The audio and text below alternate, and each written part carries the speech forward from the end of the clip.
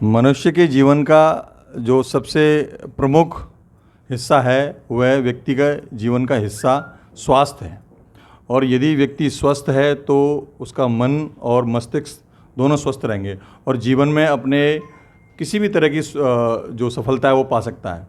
नमस्कार दोस्तों, मैं हूं सुरेंद्र सिंह। आप देख रहे हैं इंडिया रिपोर्टर 24। आज हमारे साथ मौजूद हैं ग्वालियर जिले के जिला मलेरिया अधिकारी डॉक्टर विनोद धोनेरिया जी। हम इनसे जानेंगे कि कैसे मलेरिया और डेंगू से ग्वालियर क्षेत्र के आम जन को बचाव के लिए वो प्रेरित करते हैं और अपने माध्यम से कैसे लोगों तक इसके लिए अवेयर फैलाते हैं। नमस्कार धोनेरिया जी। नमस्ते। स्वागत है आपका। Thank you. कैसे आप लोगों को जागरूक करते हैं? आप जिला मलेरिया अधिकारी हैं और डेंगू से संबंधित और मलेरिया, ये बरसात का मौसम जैसे ही चलता है और ख़त्म होने को आता है वैसे ही इसके केसेस बढ़ते जाते हैं और इससे कई बीमारियां क्या, मलेरिया और डेंगू फैलता है। कैसे बचाव करने के लिए प्रेरित करते हैं लोगों को? सबसे पहले हम लोग क्या करते हैं कि मई जून के महीने में स्कूल खुल जाते हैं, तो जून जुलाई के महीने में हम लोग स्कूलों में एडवोकेसी कराते हैं। जो बड़े बड़े स्कूल है, छोटे छोटे स्कूल है, जो हमारी पूरी टीम है, हमारी इस वक्त ग्वालियर में मलेरिया विभाग की टीम है, वो टीम हर स्कूल में जाती है, स्कूल में एडवोकेसी कराती है। बच्चों को, सभी बच्चों को इकट्ठे करा के फिर उनको मलेरिया से कैसे बचें, क्या पूरे वहाँ के कपड़े पहने, आसपास गड्ढे जो पानी भरा हुआ है उनको पानी में भराव ना होने दें, प्लस छतों पे पानी न भरे, गमलाओं में पानी न भरे, क्योंकि बरसात का मौसम चल रहा है। तो हम लोग ये एक्टिविटी बरसात से पहले ही चालू कर देते हैं, जिससे लार्वा कम से कम पनपे, कम से कम लार्वा हो, जिससे डेंगू मलेरिया का खतरा कम से कम हो। दूसरा, हम ग्राम पंचायत लेवल पर, ब्लॉक लेवल पर एडवोकेसी कराते हैं, पंचायत लेवल पे भी कराते हैं, ग्राम लेवल पे भी कराते हैं। और उसके बाद में, और आप क्या पूछना चाह रहे हैं? और आपका कहने का तात्पर्य ये है कि जहाँ जहाँ पानी भराव होता है उस पानी के भराव को बचाव करवाते हैं और लोगों को ये सूचना देते हैं कि भाई यदि पानी भराव होगा तो मलेरिया के लिए जो जो मच्छर होता है, मलेरिया पैदा करने वाला मच्छर होता है, डेंगू पैदा करने वाला मच्छर होता है, वो पनपेगा। इसके लिए बचाव के लिए कहते हैं आप? उसके लिए हम लोग एंटी लार्वा सर्वे करवाते हैं। हमारी टीम घर घर जाती है, हम लोग आशाओं के माध्यम से, प्लस हमारे वर्कर हैं जो हमारी 23 टीम शहर में काम करती हैं, तो सभी वर्कर डोर टू डोर जाते हैं।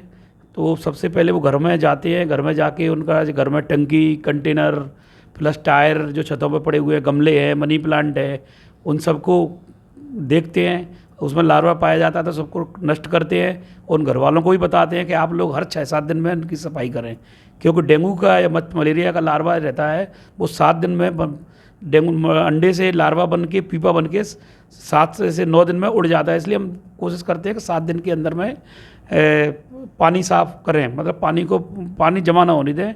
दूसरी बात, हम लोगों ने ये कर रखा है घर रविवार मच्छर पर बार। तो हम लोगों ने बताया है, सभी कर्मचारियों के माध्यम से सब कर्मचारी बताते हैं कि संडे के दिन सभी लोग कूलर को साफ़ रखें। दूसरा, सबसे इसमें महत्वपूर्ण बात एक और है कि मुझे डेंगू मच्छर के जो अंडे हैं, मादा मच्छर अंडे देती है, 300 अंडे एक बार में दे देते हैं। तो ये इनके अंडे बिना पानी के भी 1-2-3 साल तक जीवित रह जाते हैं। सपोज मानो जैसे कूलर में पानी ही नहीं है, कूलर अपन ने सुखा के रख दिया, छत पर रख दिया, अगर अपन 1 साल बाद या 2 साल बाद भी उस कूलर में पानी भरते हैं तो वो अंडे पुनः जीवित हो जाते हैं। जीवित होने के बाद में अंडे से लार्वा निकल जाता है 2-3 दिन में।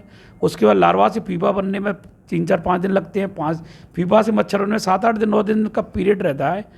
तो हम उस चैन को तोड़ते हैं लार्वा एक्टिविटी के द्वारा। दूसरा, यदि कई जगह ऐसा है कि पानी की बहुत समस्या है, जब पानी भरा हुआ है, टंकी पानी है, 2-3 4-4 5-5 दिन नल आते हैं, तो हम लोग कोशिश करते हैं कि जिसको पीने वाला है तो उसमें नारियल का तेल या सरसों का तेल डलवा देते हैं, जिससे क्या लेयर बन जाती है, उसमें पानी के ऊपर लेयर बन जाती है तो ऑक्सीजन नहीं मिल पाती लार्वा को, तो लार्वा मर जाता है।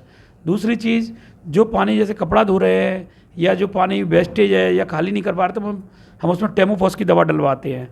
तीसरी चीज़, हम लोग घरों में एंटी लार्वा स्प्रे रहता है जो पायरेथ्रम का, जो डीजल या केरोसिन में मिला के किया जाता है, तो स्प्रे भी कराते हैं, जिससे मच्छर पूरी तरह नष्ट हो जाते हैं। इसके अलावा आप जैसे ये अपनी तैयारी करते हैं, अपनी टीम के माध्यम से लोगों को जागरूक करते हैं, जैसे ये जो लोग रोगी हो जाते हैं इससे, तो फिर आपको संबंधित व्यक्ति को या जो रोगी होता है उसको कैसे मालूम चलता है, क्या उसमें सिम्टम्स पाए जाते हैं? देखिए, सिम्टम्स का तो ये है कि मरीज को फीवर आया तो हर मरीज को हमारे हायर सेंटर जितने भी हम शासकीय अस्पताल हैं सभी पे जाना चाहिए। डेंगू की हमारे यहाँ पे ग्वालियर में 2 सेंटिनल लैब हैं, जिला चिकित्सालय में है और जीएच में है, कमला राजा में, तो जीआरएमसी मेडिकल कॉलेज में, तो उसमें हमारे 2 सेंटिनल लैब्स हैं। तो वहाँ पर हमारी डेंगू की निःशुल्क जाँच होती है।